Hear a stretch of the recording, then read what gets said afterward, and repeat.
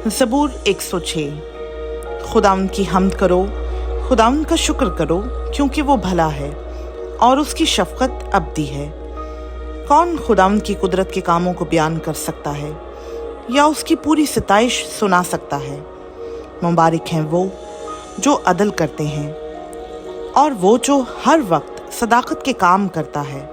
ऐ खुदावंद, उस करम से जो तू अपने लोगों पर करता है मुझे याद कर।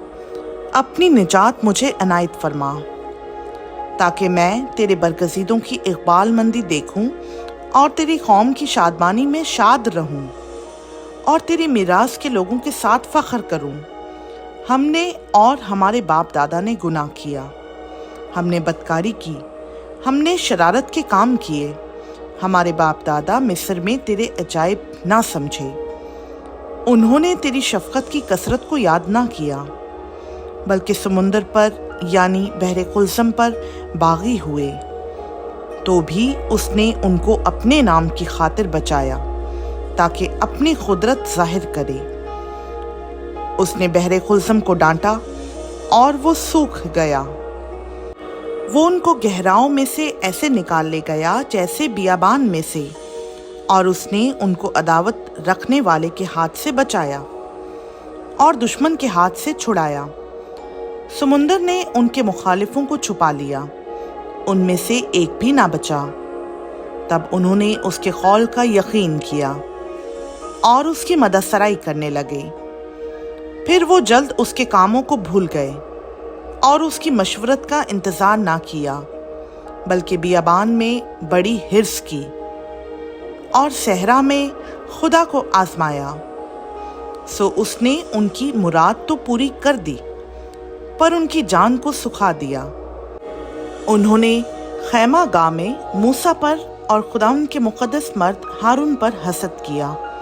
सो ज़मीन फटी और दातिन को निगल गई और अबीराम की जमायत को खा गई, और उनके झत्ते में आग भड़क उठी और शोलों ने शरीरों को भस्म कर दिया। उन्होंने होरब में एक बछड़ा बनाया और ढाली हुई मूरत को सजदा किया। यूं उन्होंने खुदा के जलाल को घास खाने वाले बैल की शक्ल से बदल दिया। वो अपने मुनज्जी खुदा को भूल गए, जिसने मिस्र में बड़े बड़े काम किए और हाम की सरजमीन में अजायब और बहरे खुलसम पर दहशत अंगेज काम किए।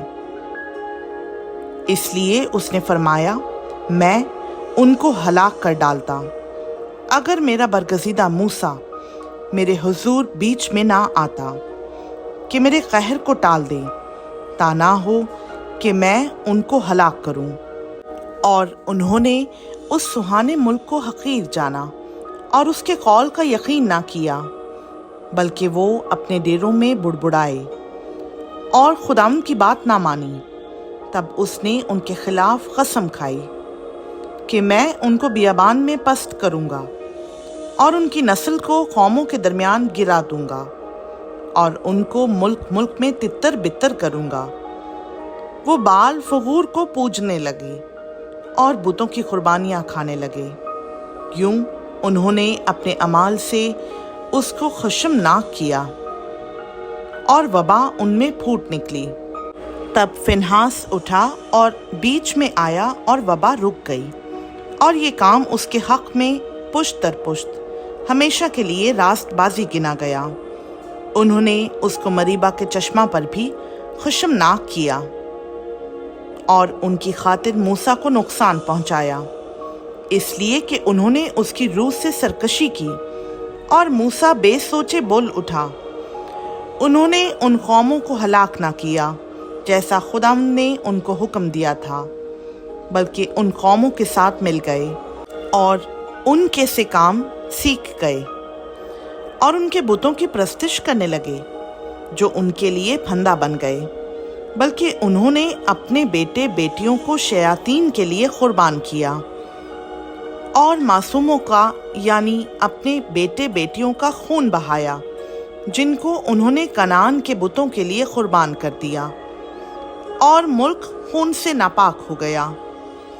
यूं वो अपने ही कामों से आलूदा हो गए और अपने फेलों से बेवफा बने।